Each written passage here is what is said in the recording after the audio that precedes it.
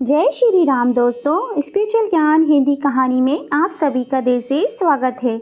हमारी आज की कहानी है पोते का सबक। इस कड़कड़ाती भयंकर ठंड में ग्वालियर के मेले में भीड़ को चीरती हुई 70 वर्षीय वृद्ध आदमी की मधुर आवाज़ लोगों को अपना दीवाना बना रही थी। 70 वर्षीय वीर प्रताप जी एक सीधे साधे आदमी थे। वह ग्वालियर की सड़कों के किनारे फुटपाथ पर अपनी पत्नी के साथ रहते हैं। ऐसा नहीं है कि वीर प्रताप जी के परिवार में कोई नहीं है, उनका एक भरा पूरा परिवार है। उनके परिवार में 2 बेटे और बहुएं हैं। पोता पोती सभी थे, लेकिन अपने बेटे बहू के व्यवहार से परेशान होकर वह खुद ही घर छोड़कर चले आए। तब से ही वह सड़कों के किनारे रहते थे। वह कभी मेले में तो कभी मंदिर के बाहर गाना गाकर पैसे कमाते थे। लोग उनका गाना बड़े ही शौक से सुनते थे, क्योंकि वे बूढ़े होने के बावजूद भी इतना सुरीला गाते थे। एक दिन वह मेले में गाना गा रहे थे, दुनिया में कितना गम है, मेरा गम कितना कम है। तभी कुछ लोग उनसे कहते हैं, अरे बाबा, आप तो बहुत अच्छा गा लेते हो। यह कहकर वो लोग उनका वीडियो बनाने लगे। बेटा, सब समय सिखा देता है। पहले मैं शौक से गाता था, आज दुखी होकर गाता हूँ। अब उम्र तो इतनी रही नहीं कि कुछ भारी काम कर पाऊँ, इसलिए अपनी आवाज़ ही काम पे ला रहा हूँ, ताकि अपनी पत्नी को रोटी खिला सकूँ। लेकिन बुढ़ापे में तबीयत भी कहाँ साथ देती है। वैसे बाबा, इतनी कड़ाके की ठंड है, आपने स्वेटर टोपी कुछ पहना क्यों नहीं? क्या आपको ठंड नहीं लगती? मेले की भीड़ में गाना सुनते हुए एक आदमी ने कहा, ठंड भी लगती है और भूख भी बेटा, लेकिन दोनों की लड़ाई में भूख हमेशा ज़्यादा तड़पाती है। इसलिए ठंड को अनदेखा करके भूख के लिए गाना पड़ता है। वीर प्रताप जी ने अपने आंसू पोंछते हुए कहा, अरे बाबा, आप रो मत। जिनका कोई नहीं होता उसका ऊपर वाला होता है। यह कहकर वहाँ मौजूद हर कोई थोड़े थोड़े पैसे वीर प्रताप जी को देते हैं। तो वीर प्रताप जी उन लोगों को शुक्रिया अदा करके आगे चले जाते हैं। वीर प्रताप जी रोज़ मेले में जाकर और कभी मंदिर के बाहर ऐसे ही गाना गाकर भीख मांगते हैं। लेकिन एक लड़का रोज़ उनको पैसे न देकर खाना देता था। उस दिन वह लड़का जब वीर प्रताप जी को खाना दे रहा था, तब वीर प्रताप जी ने उनसे पैसे मांगे। लड़के ने उनसे पूछा, क्या बात है बाबा, आज भूख नहीं लगी है? क्या बताऊं बेटा, तुम रोज़ मुझे खाना देते हो, अकेले खाने को मेरा मन नहीं करता, इसलिए तुम्हारा दिया गया खाना मैं रख लेता हूँ, पर जब तक तुम्हारी दादी तक पहुँचता हूँ यह खाना खराब हो जाता है। तो इससे हमें ना खाना मिलता है और ना ही दिन भर में बस इतनी कमाई हो पाती है कि सिर्फ एक लोग का ही पेट भर सके, इसलिए आज पैसे मांगे बेटा। वीर प्रताप जी ने आंखों में आंसू लिए कहा। तो वह लड़का वीर प्रताप जी की बात मानकर उन्हें पैसे दे देता है, पर वह सोचता है, क्या पता यह सच बोल रहे हैं या झूठ, कौन जाने, पैसे कमाने का नया तरीका हो। मंदिर के पट बंद होने पर वह वहां से चल देते हैं और साथ में वह लड़का रोहित भी वीर प्रताप जी की बात का पता लगाने के लिए उनका पीछा करने की सोचता है और उनके पीछे चला जाता है। मंदिर के थोड़ी ही दूर पर एक पेड़ के नीचे एक तिरपाल लगा हुआ था, जिसके अंदर वीर प्रताप जी चले जाते हैं। उसके अंदर एक बूढ़ी औरत बैठी है, जो दिखने में काफ़ी कमज़ोर और कई दिनों से भूखी लग रही थी। बाबा उस बूढ़ी दादी के साथ बैठकर पैसे गिनने लगते हैं। उनकी हालत देखकर रोहित की आंखों में आंसू आ जाते हैं। रोहित एक हेल्पलाइन संस्था से जुड़ा हुआ था, इसलिए उसने अपनी संस्था के लोगों को तुरंत फ़ोन करके बुज़ुर्गों के लिए गर्म कपड़े मंगाए, क्योंकि इतनी ठंड में दोनों एक पतली सी चादर ओढ़कर बैठे थे। वह तिरपाल भी इतना पतला था कि शायद उससे उनका बचाव नहीं हो पा रहा था। थोड़ी ही देर में रोहित के संस्थान के लोग कपड़े और कुछ खाने का सामान लेकर वहां पर पहुंच जाते हैं। लोगों को वहां देखकर वीर प्रताप जी चौंक जाते हैं और रोहित से कहते हैं, क्या बात है बेटा, तुम यहाँ? मैंने तुमसे पैसे मांगे तो तुम यह देखने आए होंगे कि मैं सच कह रहा हूँ या झूठ। देख लो, कुछ भी झूठ नहीं कहा था मैंने। हम गरीबों को 2 वक्त की रोटी तो क्या, पहनने ओढ़ने के लिए एक फटा कपड़ा भी नसीब नहीं होता। यह कहते कहते वीर प्रताप जी रोने लगे। अरे बाबा नहीं, मैं तो आप जैसे लोगों की मदद करने के लिए ही हूँ। मैं हर रोज़ आपको मंदिर के बाहर देखा था, पर आज आपकी मदद करने के इरादे से आपका पीछा किया। बाबा, यह लीजिए आप दोनों के लिए कुछ गर्म कपड़े, और अब से आप लोग यहाँ नहीं रहेंगे। चलिए आप दोनों मेरे साथ। वीर प्रताप जी ने रुंधे गले से आश्चर्य से पूछा, बेटा तुम हमें कहाँ ले जा रहे हो? रोहित ने कहा, बाबा हमारे व्रत आश्रम, जहाँ आप जैसे कई लोग रहते हैं, आपको वहाँ कोई तकलीफ नहीं होगी।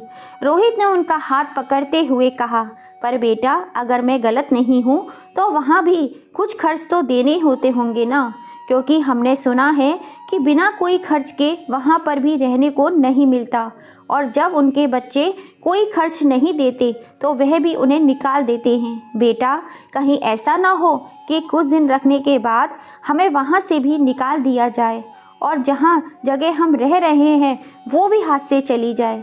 बड़ी मेहनत से तो ये तिरपाल का जुगाड़ किया था बेटा, पर मैं तो कहता हूँ तुम लोगों ने हमें गर्म कपड़े तो दे ही दिए हैं, बस हमें और कुछ नहीं चाहिए, हमें यहीं कोई दिक्कत नहीं है। फिर वीर प्रताप जी ने हाथ जोड़कर रोहित से कहा, अरे बाबा आपको वहाँ से कोई नहीं निकालेगा, क्योंकि आप लोगों के खर्चे के लिए हम लोग चंदा जो देते हैं। आप यह सब मत सोचिए और चलिए हमारे साथ। पर बाबा क्या आपके परिवार में और कोई नहीं है? मेरा मतलब आप लोगों के बच्चे कहाँ हैं? अब क्या बताऊं बेटा, दो बेटे हैं हमारे और सारे अच्छे काम भी करते हैं, पर हम तो अब बुढ़ापे की वजह से किसी काम के नहीं रहे, इसीलिए बेटे भी अब हमारे काम क्यों आएंगे? वीर प्रताप जी ने भींगी आंखों से कहा। यह सब सुनकर रोहित को बड़ा दुख हुआ। बाबा बच्चे जब छोटे होते हैं तो वह भी किसी काम के नहीं होते, फिर भी माता पिता उन्हें अपने हर काम को छोड़कर उन पर ध्यान देते हैं, तभी तो उनका भविष्य संवारने के लिए माँ बाप इतना काम करते हैं कि उनकी चप्पल तक घिस जाती है, और वही बच्चे बड़े होकर उन्हीं माँ बाप को बोझ समझकर अपने से दूर कर देते हैं। पता नहीं हमारी संस्कृति कहाँ लुप्त होती जा रही है। एक समय था जब भगवान राम अपने माता पिता की आज्ञा से सिंहासी राजमहल छोड़कर वनवास चले गए थे, और आज एक समय है जब बच्चे अपने माँ बाप को वनवास काटने के लिए सड़क पर छोड़ देते हैं। रोहित ने नम आँखों से कहा, बेटा सच कहा तुमने, लेकिन आज के ज़माने की सोच में तुम भी तो हो ना एक अच्छे इंसान। फिर वह सभी एक आश्रम पहुँचते हैं जहाँ पर उन दोनों की रहने की व्यवस्था पहले से ही होती है। दोनों वहाँ आराम से रह रहे होते हैं, लेकिन एक दिन वीर प्रताप जी ने वहाँ कुछ ऐसा देखा कि उनके पैरों तले जमीन सरक गई। उन्हें अपनी आंखों पर विश्वास नहीं हो रहा था। पुष्पा जल्दी से अपनी पोटली बांधो, हमें चुपचाप यहाँ से निकलना पड़ेगा, वह भी अभी के अभी। पर क्यों? रात भी इतनी हो गई है, इस वक्त हम लोग कहाँ जाएंगे? अचानक क्या हुआ बताइए तो सही। पुष्पा जी ने प्रश्नवाचक निगाहों से पूछा। अभी कुछ भी बताने का समय नहीं है पुष्पा। अरे मैं तो कब से सबके सोने का इंतज़ार कर रहा था, तुम जल्दी से पोटली बांधो, बस अभी के अभी चलो यहाँ से, वीर प्रताप जी ने हड़बड़ी में कहा। फिर दोनों चुपचाप रात के अंधेरे में वहाँ से निकल जाते हैं और वापस उसी पेड़ वाली जगह पर पहुँचते हैं तो देखते हैं कि वहाँ पे पेड़ काटा जा चुका था और उसकी जगह पर एक पार्किंग एरिया बनाया गया है। वहाँ बहुत सी गाड़ियाँ खड़ी हुई थीं। अब हम कहाँ जाएंगे? पता नहीं आपको भी कौन से दौरे आते हैं, इतने अच्छे से तो हम वहाँ रह रहे थे, खाने पीने का भगवान ने इतना अच्छा बंदोबस्त कर दिया था, पर फिर आ गए ठंड में यहाँ पर रहने के लिए। तभी वीर प्रताप जी बोले, पुष्पा मेरे वहाँ से आने का कारण अगर तुम्हें पता चलेगा ना तो तुम भी कहोगी कि मैंने ठीक किया। मतलब जरा साफ साफ बताइए, पुष्पा जी ने पूछा। मतलब यह है कि पुष्पा, जो लड़का हमें यहाँ से लेकर गया था वह कोई और नहीं बल्कि मनीष का बेटा है। तुम्हें तो पता है कि मनीष हमारे साथ क्या करता था और क्या करने की वह सोच रहा था। अब अपने बेटे को भी यही सिखाया होगा उसने। एक बार तो हम वहाँ से भाग गए, पर हर बार भाग नहीं पाएंगे। मैं तो कहता हूँ हमें इस शहर को छोड़कर चले जाना चाहिए। वीर प्रताप जी ने कहा, क्या वह मनीष का बेटा था? पर आपको कैसे पता चला? जब हमने उसे आखिरी बार देखा था तब तो वह काफ़ी छोटा सा था, फिर आपने उसे कैसे पहचाना? पुष्पा जी ने आंखों में आंसू लिए हुए कहा, उस दिन हमें वृद्धाश्रम में छोड़ने के बाद जब वह वहाँ से निकला तो मैं उसे धन्यवाद देने के लिए उसके पीछे गया तो मैंने उसे आश्रम के गेट के बाहर मनीष से बात करते हुए देखा था। जहाँ के लोगों से पता करने पर पता चला कि वह उसका पिता है। मुझे समझते देर नहीं लगी, यह लड़का मुझसे इतना मीठा मीठा क्यों बोल रहा था? ज़रूर इसके बाप ने उसे भेजा होगा। वीर प्रताप जी की बात सुनकर पुष्पा जी ने कहा, वह हमें जो आश्रम लेकर आया था वह तो सच था ना, इससे क्या फ़र्क पड़ता है? पुष्पा, अब हमारा विश्वास जीतने के लिए उसे ये सब तो करना ही पड़ता ना, और कौन जाने इसके बाद वे लोग हमारी दुर्गति करने की ही सोच रहे हों। चलो पुष्पा जल्दी करो, हमें रातों रात यह शोर छोड़ के निकलना पड़ेगा। पुष्पा जी ने डरते हुए कहा, अरे लगता है बुढ़ापे में आपका दिमाग खराब हो गया है। हमारी उम्र जानकर भी आपको लगता है हम पैदल ही शहर से निकल पाएंगे, वह भी रात के अंधेरे में? रास्ते में पुलिस ने चोर डकैत समझ के हमें अंदर डाल दिया तो? पुष्पा जी की बात सुनकर वीर प्रताप जी बोले, यह बात तो सही है तुम्हारी पुष्पा, चलो यहीं सड़क के किनारे थोड़ी देर आराम कर लेते हैं, रोशनी होते ही सुबह चल पड़ेंगे। यह कहकर वीर प्रताप जी और पुष्पा जी वहीं बैठ जाते हैं और अपनी पिछली यादों में खो जाते हैं। दोनों भाई मनीष और अविनाश वीर प्रताप जी और पुष्पा जी के साथ ही रहते थे। वीर प्रताप जी एक बहुत बड़ा कपड़े का शोरूम चलाते थे, वह भी शहर के बीचों बीच। वीर प्रताप जी और उनके बेटे वह भी सब उनके साथ कपड़े का ही शोरूम संभालते थे। शोरूम में हमेशा इतनी भीड़ होती थी कि वह लोग बड़े बड़े दूर दूर से शॉपिंग करने के लिए आया करते थे।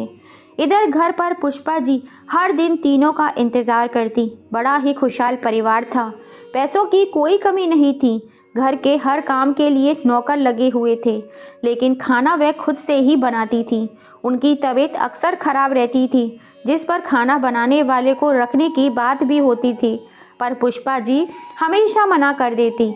हर काम के लिए नौकर रखे हुए थे, पर खाना वह खुद ही बनाना और खिलाना पसंद करती थी। समय ऐसे ही बीतता गया और दोनों बेटों की शादी भी हो गई। आकांक्षा और अंकिता पहले तो मिलजुल कर रहा करती थी, फिर धीरे धीरे आपस में लड़ाई बढ़ती गई और परिवार अंदर ही अंदर खोखला होता चला गया।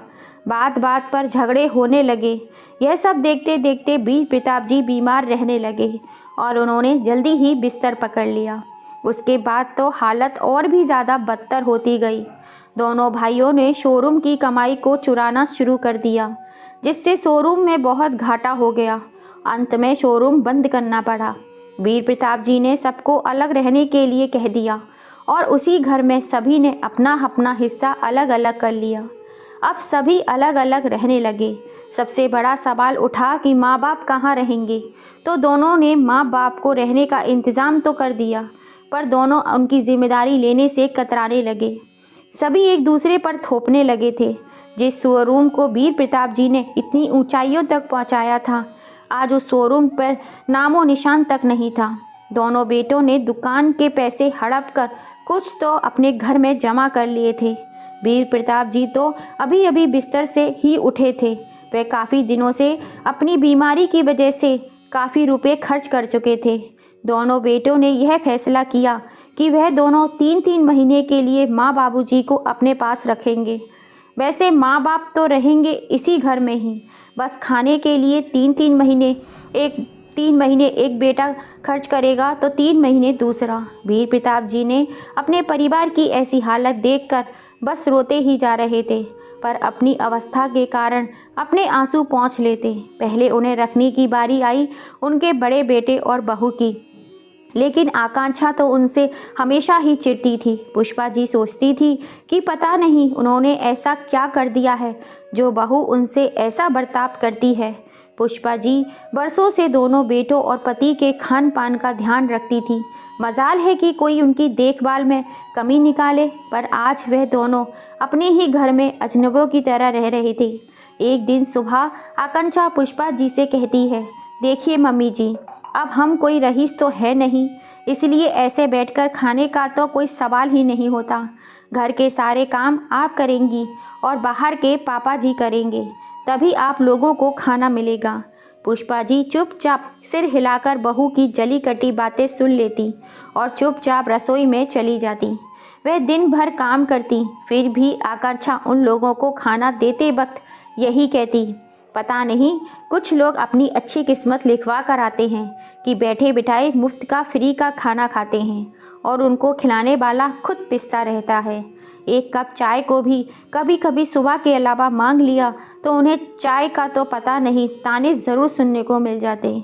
और कभी कभी अगर पुष्पा जी अपने आप रसोई में खाना ले लेती तो बहू उनके हाथ से छीन लेती और उन्हें डंडे से खूब मारती थी। पुष्पा जी बेचारी चुपचाप सारी मार सह जाती। इसी तरह दिन बीतते गए और वह दिन दोनों और भी ज़्यादा बदतमीज़ और ख़तरनाक होते गए। अब यह दोनों अपने माँ बाप को एक एक दिन छोड़कर खाना देते थे और एक दो बिस्किट ही चाय के साथ दे दिया करते थे। कहते थे कि उनकी कमाई इतनी नहीं है कि अपना पेट तो भर नहीं पाते, अब तुम दोनों को कहाँ से खिलाएं। बस हमारे लिए ही घर पर खाना नहीं बनता था, पर वे अपने कमरे में चुपचाप बाहर से लाकर खा लेते। वीर प्रताप जी अकेले में चुपचाप रोते, उधर पुष्पा जी भी अकेले में छिप छिप कर रोया करती। कभी भी दोनों एक दूसरे के सामने नहीं रोते। फिर बारी आई अविनाश और अंकिता की, और वीर प्रताप जी पुष्पा जी अब उनसे बड़ी ही उम्मीद लगाए बैठे थे, पर अविनाश की सोच उनसे अपने माता पिता को मुफ्त में खिलाने की जगह उनका इस्तेमाल कर पैसे कमाने का सोच रहा था। उसने वीर प्रताप जी से कहा, पापा आप तो जानते ही हैं हमारा शोरूम अब बंद हो चुका है और ऐसे में वापस से शोरूम को खड़ा करना चाहता हूँ। अगर आप मेरा साथ दें तो हम फिर से वही शोरूम खड़ा कर देंगे। पापा, भैया ने आप दोनों को बहुत सताया है और मैं इसलिए चाहता हूँ आप उनके पास दोबारा ना जाएं।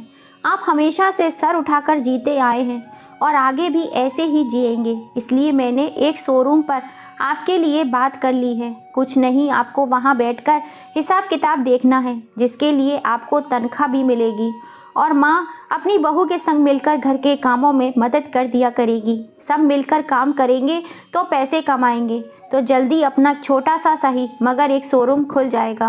अब अविनाश की बात सुनकर वीर प्रताप जी और पुष्पा जी खुशी से सोचने लगे कि चलो, एक को तो हमने अच्छे संस्कार दिए हैं। यही सोचकर वह सारे राजी हो गए। वीर प्रताप जी और पुष्पा जी पूरी मेहनत और लगन से इस उम्र में भी काम कर रहे थे, पर वीर पिताजी बस मनीष की बात पर विश्वास कर मेहनत किए जा रहे थे। इधर मनीष और अंकिता अपने प्लान को सफल होता देख बहुत खुश हो रहे थे। वह दोनों वीर प्रताप जी और पुष्पा जी के पैसों से ऐश कर रहे थे और जानबूझकर सुबह घर से निकल जाता, यह कहकर कि वह भी काम पर जा रहा है और शाम को लौटता। पर वह दोस्तों के साथ पूरे दिन आवारागर्दी करने के लिए जाता था। एक दिन वीर प्रताप जी ने उसे दोस्तों के संग आवारागर्दी करते हुए देख लिया और घर आकर पुष्पा जी को सब कुछ बता दिया। चलिए जी, उससे बात करते हैं, आखिर कोई गलत संगत में तो नहीं पड़ गया हमारा बेटा। बहू को भी बताते हैं। यह सोचकर दोनों जैसे ही उनसे बात करने जाते हैं और जो वह सुनते हैं उसके बाद तो उनके पैरों के नीचे से ज़मीन ही सरक जाती है। अंकिता, तुम्हारे दिमाग की तो दाद देनी पड़ेगी, तारीफ़ करो उतनी ही कम है। भैया लोग तो उन्हें बोझ समझकर अपने पैसे खर्च कर डाले, पर वही हम इन्हीं से अपनी जेब भर रहे हैं और यह काम भी कर रहे हैं और यहाँ हम आराम कर रहे हैं। बस अब ऐसे ही इन्हें उल्लू बनाकर यह पूरा घर और शोरूम की ज़मीन हमें अपने नाम करनी होगी। भैया लोगों से कुछ कम दाम में बेचकर फिर कमा लेंगे, सब देखते ही रह जाएंगे। और अगर ज़्यादा नखरे दिखाएंगे तो आजकल बुढ़ापे में लोग पागलों की जैसी हरकतें करते हैं, इसलिए इन्हें हम पागल खाने भेज देंगे और इनसे पीछा भी छूट जाएगा। बस एक बार शोरूम वाली ज़मीन वापस आ जाए मेरे हाथ में। यह कहकर दोनों हंसने लगे। वीर प्रताप जी और पुष्पा जी अपने बेटे के मुंह से ऐसी बातें सुनकर तुरंत ही घर छोड़ देते हैं। वह सोचते हैं कि हमें अपना घर और शोरूम की ज़मीन कुछ भी नहीं चाहिए, घर से दूर सड़क पर रह लेंगे। यह कहकर घर से रातों रात ही निकल पड़ते हैं। क्योंकि अब वह इन जैसी औलादों का चेहरा देखना नहीं चाहते थे। और तभी से इनके दिन सड़क पर ही बीत रहे थे कि क्या पता कब ये दोनों हमें मौत के घाट उतार दें। यह सोचते हुए दोनों बिना किसी को कुछ बताए घर छोड़ देते हैं। दोनों ही रात भर रोते रहे, वही सो गए और जब उनकी सुबह आँख खुली तो रोहित को अपने सामने खड़ा देखा उनके होश उड़ गए। इससे पहले वे कुछ कह पाए, रोहित कहता है, क्या हुआ दादाजी, ऐसे ही चले आए? क्या सोचा कि मनीष का बेटा है तो यह भी बुरा ही होगा? दादा शब्द सुनकर दोनों हैरानी से रोहित को देखने लगते हैं। रोहित दौड़कर अपने दादाजी को गले लगाकर रोने लगता है। दादाजी, मुझे शुरुआत से ही पता था कि आप मेरे दादाजी हैं, क्योंकि आप लोगों की तस्वीर देखी थी मैंने घर पर। आपसे अजनबी बनकर इसलिए मिला क्योंकि मैं जानता था आपको पता लगते ही कि मेरे पापा कौन हैं, जैसे आपने कल किया वैसा ही करते। पर दादाजी, जैसे आपने जाना कि मेरे पापा कौन हैं, वैसे ये भी जान लेती कि मैं अब अपने मम्मी पापा के साथ नहीं रहता हूँ। दरअसल ताऊजी और पापा जी, आप लोगों पर अत्याचार हमने भी देखा था। कभी कुछ कहने की हिम्मत ही नहीं होती थी, क्योंकि तब हम बहुत छोटे थे तो हमें दबा दिया जाता था। पर दादाजी, मैंने इसको हमेशा अपने दिमाग में रखा और आज जब मैं अपने पैरों पर खड़ा हुआ तो मैंने आप लोगों को ढूंढ लिया। पता है दादाजी, मम्मी पापा तो सारे लोग बस यही मानते हैं कि आप लोग मर चुके हैं ताकि वह घर और शोरूम की ज़मीन पर आराम से रह सके। पर अब वह शायद नहीं जानते कि सड़क पर रहने की बारी अब उनकी आने वाली है। क्या कह रहे हो बेटा? हमें कुछ समझ में नहीं आया, वीर प्रताप जी ने पूछा। तब रोहित ने बताया कि अब आप आम इंसान नहीं रहे। यह देखिए आप, जब आप मेले में गाना गाते थे तब आपका गाना किसी ने रिकॉर्ड करके इंस्टाग्राम, फेसबुक और यूट्यूब पर डाल दिया था। इससे आप वायरल हो गए हैं और अब आपको करोड़ों लोग जानने लगे हैं। आप मशहूर हो चुके हैं दादाजी। चलिए, अब आप लोगों को सड़क पर रहने की कोई ज़रूरत नहीं है। यह कहकर वह उन्हें अपने मोबाइल पे एक वीडियो दिखाने लगता है। शहर के एक बहुत बड़े नामी जगह पर बहुत बड़ा प्रोग्राम था और सिंगर के तौर पर वीर प्रताप जी को बुलाया जाता है। जैसे ही रोहित अपने दादा दादी को लेकर वहां पहुंचता है, सभी लोग उनके साथ फ़ोटो खिंचवाने और हाथ मिलाने के लिए आ जाते हैं। वीर प्रताप जी की आवाज़ सुनने के लिए लोगों की भीड़ तो खचाखच भरी थी। सब लोग इस उम्र में उनकी आवाज़ को सुनकर हैरान रह जाते हैं। देखते ही देखते वह मशहूर होने लगे और इतना मशहूर हो गए कि अपना घर, गाड़ी, नौकर, किसी चीज़ की कमी नहीं थी। अब इन्हें एक दिन पुष्पा जी रोहित को गले लगाते हुए बोली, शुक्रिया बेटा, हमारी ज़िंदगी में आकर हमें इस काबिल बनाने के लिए। वीर प्रताप जी बोले, पर बेटा, उस दिन तो मैंने तुम्हें मनीष के साथ देखा था, फिर तुम कैसे कह रहे हो कि तुम उनके साथ नहीं रहते हो?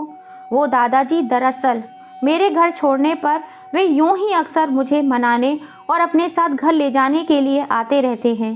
पर दादाजी, आप ये सब छोड़ो, हमें सबसे पहले वहाँ जाकर आपके परिवार के राक्षसों को हटाना है।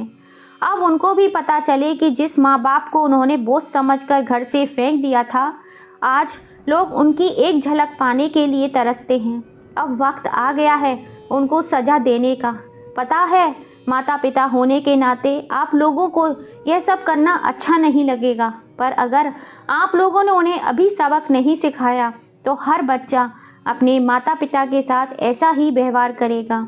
कभी कभी माता पिता को भी अपने बच्चों को सबक सिखाने के लिए कठोर कदम उठाना पड़ता है।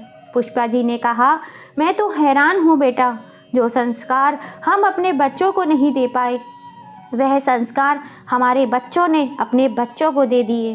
दादी, यह संस्कार तो आपकी ही झलक है, आपके बच्चे तो इससे कोसों दूर हैं। उन्हें तो संस्कारों का सही मतलब भी नहीं पता। कुछ ही दिन बाद रोहित अपने घर पहुंचता है। उसे देखकर मनीष कहता है, आ गया बेटा तू। कोई भला अपने माता पिता से कितने दूर दूर रह सकता है? आखिर माता पिता कभी अपने बच्चे का बुरा नहीं चाहते, पर बच्चे तो माता पिता का बुरा चाह सकते हैं ना पापा?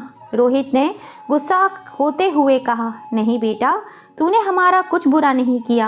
अब तू आ गया है ना, सब सही हो जाएगा, मनीष ने कहा।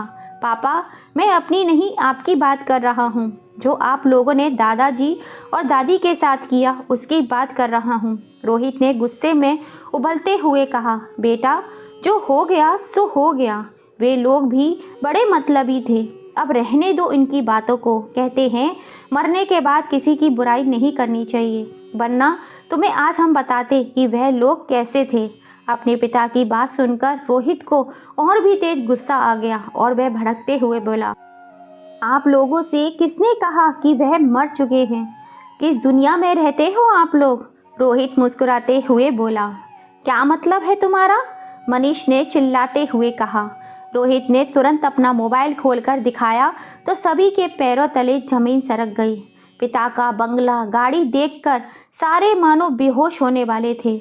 हम आज यहाँ आप लोगों के विचार और अपना हक लेने आए हैं। जरा हम भी तो सुने कि कैसे थे हमारे दादाजी और दादी जी। यह कहकर रोहित वीर प्रताप जी और पुष्पा जी को बुलाता है तो जैसे ही उनकी कार बेटों के घर के पास आकर रुकती है, उनको देखकर सभी की आंखें फटी की फटी रह जाती हैं। वीर प्रताप जी गुस्से में कहते हैं, हम सच में बड़े मतलबी थे, पर कभी मतलब की बातें समझ में नहीं आई। पर आज एक मतलबी बात कहने जा रहा हूँ। इस घर में मेरे पोते के अलावा सभी अपने रहने का इंतज़ाम कहीं और कर ले, क्योंकि एक हफ्ते के बाद यह मेरा वही पुराना परिवार होगा जिसकी मिसाल सब लोग दिया करते थे। और अगर एक हफ्ते में अपना इंतज़ाम ना कर पाओ तो जहाँ इतने सालों तक हम रहे हैं वह जगह अभी भी वही है, वहाँ जाकर रह सकते हैं। तब शायद तुम लोगों को पता चले कि मतलबी लोग अब तक कैसे जी रहे थे। पिता की कठोर आवाज़ सुनकर सभी की बोलती बंद हो गई। अपने पिता की ठाट बाट और रुतबा देखकर तो दोनों बहू बेटे माता पिता के पैरों में गिरकर माफ़ी मांगने लगे। लेकिन रोहित ने गुस्से में सभी का सामान उठाकर बाहर फेंक दिया और ताला लगा दिया घर को। रोहित, तू तो हमारा बेटा है, तू हमारे साथ ऐसा कैसे कर सकता है? रोहित मुस्कुराकर बोला, पापा, जब दादाजी ने यह घर मुझे दे दिया है तो मैं अब इस घर का कुछ भी कर सकता हूँ। अब अपना बोरिया बिस्तर उठाइए और सड़क के किनारे जाकर रहिए, तब आपको पता चलेगा कैसे दादा दादी ने वहाँ अपनी ज़िंदगी बिताई थी। तब आपको उनके दर्द का एहसास होगा कि बिना पैसों के इस कड़कती ठंड में सड़क पर रहना कितना मुश्किल होता है। अगर आज आपको सज़ा नहीं दी तो ना जाने कितने बच्चे अपने बूढ़े माँ बाप के साथ यही करते रहेंगे। पापा, जो जैसा बीज बोता है उसे वैसा ही फल प्राप्त होता है। इतना कहकर रोहित अपने दादा दादी के साथ गाड़ी में बैठकर चला गया और सारे बेटे बहू बस ताकते ही रह गए। कुछ समय बाद रोहित ने अपने पैसों से उस शोरूम वाली ज़मीन पर एक बहुत बड़ा सा वृद्ध आश्रम बना दिया, जिसका नाम रखा गया पुष्पा वृद्ध आश्रम, जिसे खाली समय में वीर प्रताप जी और पुष्पा जी देखते थे। जो जिंदगी उन्होंने काटी सड़क पर, वह अब किसी और माता पिता को ना काटनी पड़े, यही सोचकर दुखियारे माता पिता की सेवा करने के लिए यह वृद्धाश्रम खोला गया। और वीर प्रताप जी और पुष्पा जी अपने जैसे हजारों लोगों की सेवा करते हुए अपने पोतों के संग अपनी ज़िंदगी हंसी खुशी गुजारते रहे। तो दोस्तों, अपनी दादी दादू को इंसाफ दिलाने के लिए रोहित ने जो अपने माँ बाप के संग किया वह सही था या गलत? अपनी राय हमें कमेंट करके ज़रूर बताइएगा। और अगर कहानी पसंद आई हो तो प्लीज़ ज़्यादा से ज़्यादा इसे अपने फैमिली फ्रेंड में शेयर कीजिएगा। और अगर अब तक लाइक एंड सब्सक्राइब नहीं किया है तो जल्दी से कर लीजिए। पास में लगी घंटी को दबाना बिल्कुल भी मत भूलिएगा, जिससे हम जब भी कोई नई कहानी डालें उसका नोटिफिकेशन आपको मिल सके। फिर मिलेंगे आपसे। जय श्री राम।